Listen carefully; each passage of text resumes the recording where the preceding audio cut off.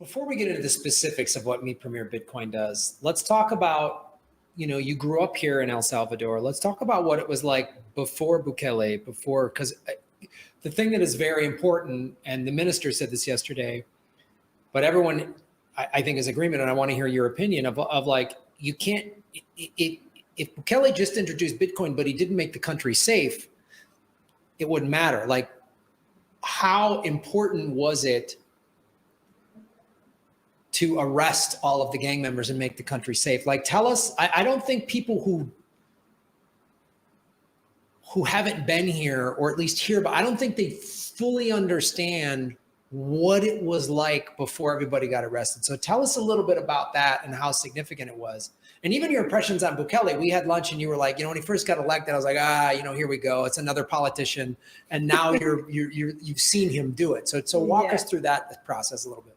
Yes, I see it. Honestly, I see that the changes, not the good consequence of what has happened within the last 4 or 5 years. No, 5 years. We're getting to the fifth year now with President Bukele, because we are able to also do what we do in education because it's safer now. We planned. We're gonna get into details, of course, but I was thinking last year when we were doing this pilot with the teachers, they were visiting communities, one by one, like that was just not possible in the past. So I was thinking, if we were going to have this great organization, we're teaching, we would probably be able to only teach online or at the house where people has to go, or teachers from different communities or, localities would not be able to go from one area to another one. To teach, because especially younger ones, we have teachers of 20 years old, or even if you're older, that would get actually into that community. It was just too dangerous. So to live here in El Salvador, it's something that we probably even little by little have been unlearning how it is to be safe now, right? Like how I'm going to look for an Airbnb in Madrid. I'm like, is that area safe? That was never in the books for us. Like, we lived in the most dangerous country in the world. So we never cared about what was like to go there. Just like there's no place is more dangerous than where I live. So we'll be fine in Madrid. Yeah. We're going to be fine, whatever. Like, whatever you say, you're not going to scare us, right? We're going to... So when I lived in Guatemala, I was in Antigua, Guatemala. I was basically, it's a touristic hub, right? I was working at a hostel. So a lot of, people, oh, you are from El Salvador. Can you tell me, where to go and what do you recommend? And I will be like, go to El Tunco, go to Santa Ana Center, here, and get out. Like, don't try to explore. When they looked like very, very white, like a super obvious that they are tourists, they were fine. Normally, we never had that problem. But if they look like, sort of brownish, lots of tattoos, and just don't go to the communities trying to see what is it like to live like a local, because you're not going to survive like a local, right? So I think we all have stories. Well, at least me, my family, or friends from El Salvador, of someone that suffered the violence from guns. We all have someone personally that either survived it, or they're there, or have a friend that was killed. Like, it was just at that range, right? Like, wow. Those numbers are so high that it's not rare. Even growing up, say, not in a red zone, like I grew up in a community that, there were sort of guns around, but I was, privileged enough that I didn't have, that bad. But if Pizza Hut doesn't go to your house, or Pollo Campero doesn't go to your house, then that means that it's not safe enough, right? That doesn't mean. There were communities where they wouldn't enter it for, 10 years, 20 years. So it was different.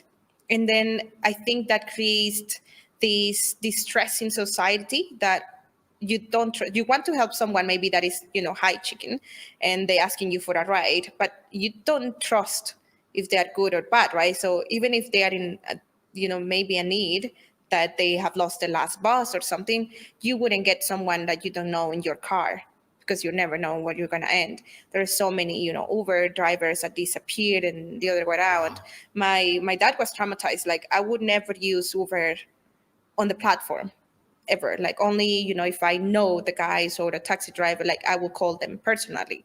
I do that all the time now. So, and it also took some time. Like it was just little by little. It's just sort of putting your feet. Like if I'm learning to swim and I want to be sure that it's possible to do. So everything, good that could happen, bringing new technology, all these platforms. After the pandemic, of course, delivery, Uber Eats, everything that can help a society, it was basically damaged because they will take over.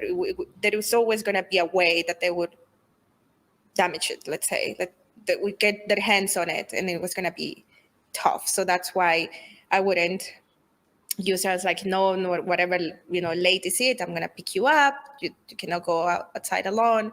So yeah, like that. And even if you go walk this area here, San Benito, Zona Rosa, it's safe, certain areas, and it's still there, but you would be watching over your shoulder if there is any motorcycle. So it's that crime. And I think you can get robbed anywhere in the world, right? But the fact that you will basically disappear, that your family will never know what happened to you, was the scary part. That was the scary part that I feel we're free to do now. We're a little bit more free to do now on our own. So that makes you, and then let's put Bitcoin next to it, it makes you dream and believe what can you achieve, right, in freedom. There is a lot of, and it still is probably, but immigration to the States because of the lack of opportunities. So it was violence and no jobs. But if you withdraw violence, then you start looking, okay, what can I do here so I don't have to go? And now we're creating opportunities, or we try to create opportunities as well to locals so they don't have to go. The country is safe enough to do something. Now let's just see what you can do and build on your own community, right? And this, I'm noticing too, like El Salvadorians that have been living in other countries are starting to come back. Yeah.